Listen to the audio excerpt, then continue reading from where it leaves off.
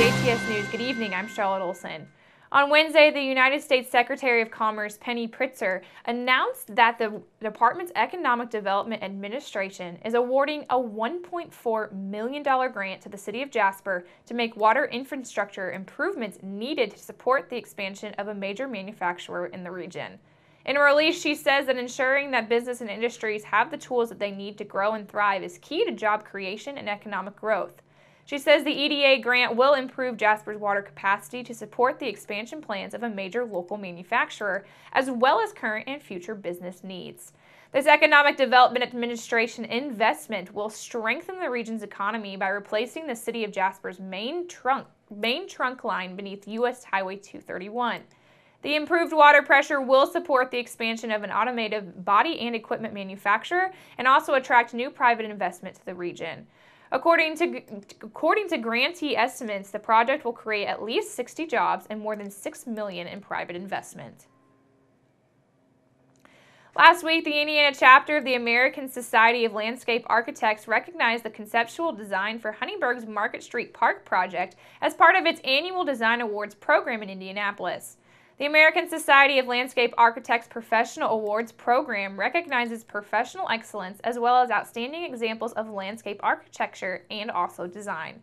These awards honor works that represent the forefront of the profession of landscape architecture and also embody high levels of creativity and imagination.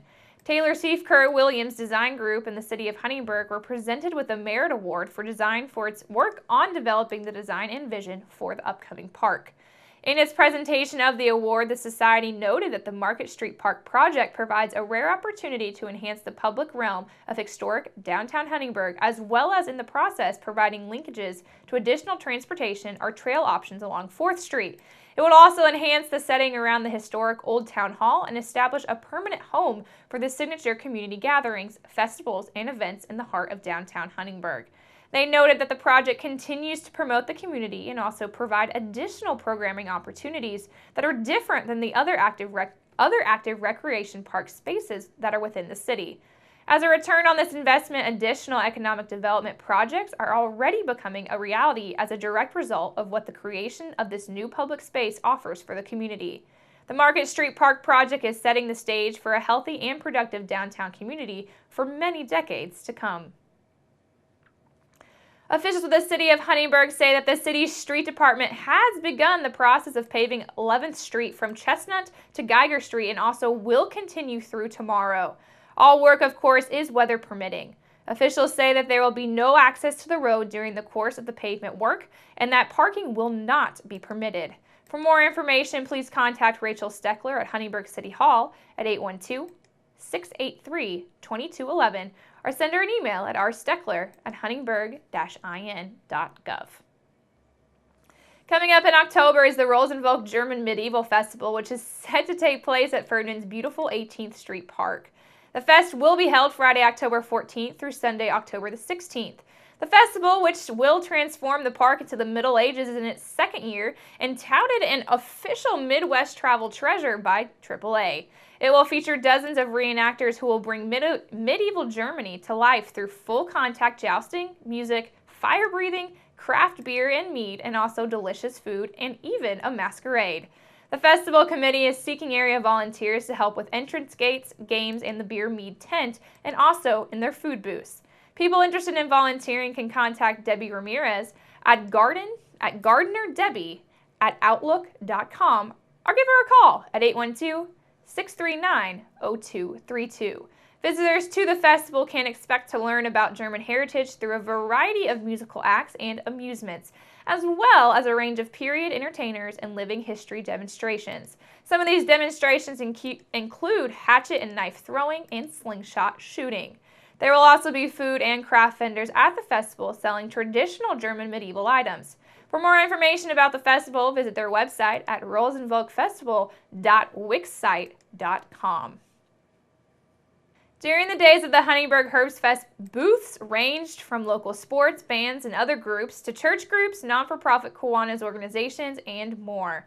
As fest spectators made their way to visit booths and vendors, others participated in a wide variety of activities. One of those activities was our radio partner WBDC's last cornhole tournament of the year. Dodgeball was also available and carnival rides, and all of this included live music. While much devoted time and planning goes into executing a fest, Huntingburg committee members on hand demonstrated their excitement to showcase their town while simultaneously being well organized and enjoying their time with their neighbors. Herbst Fest committee member Jennifer Baisden stated that she and her husband Keith remain active as volunteers with the planning process of the fest for the simple notion of being proud of their community. Baisden has been involved with the fest for almost 20 years and explains that the committee starts 11 months prior to the next fest to achieve a variety for everyone. Baisden also talks about the booths that participated in the fest and how parents and children volunteer their time to advocate for their organizations. A lot of these vendors are non-for-profit, so they actually depend on a lot of the funds that they get, whether it's a church or one of the school, like activities, like maybe FFA. They have an event which is not even a food booth. They have their kiddie pedal pool.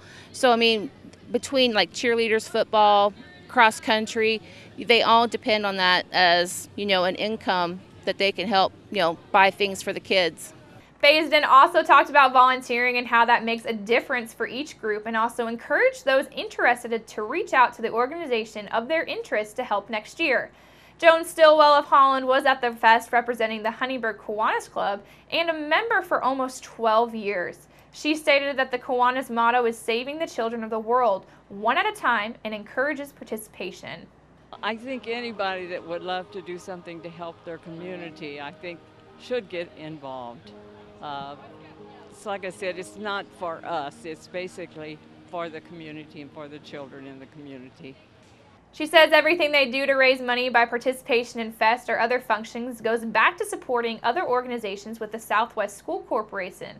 Some of those that benefit are the band, elementary field trips, and many more. Make sure to keep it right here, because up next we'll take a look at your weather summary.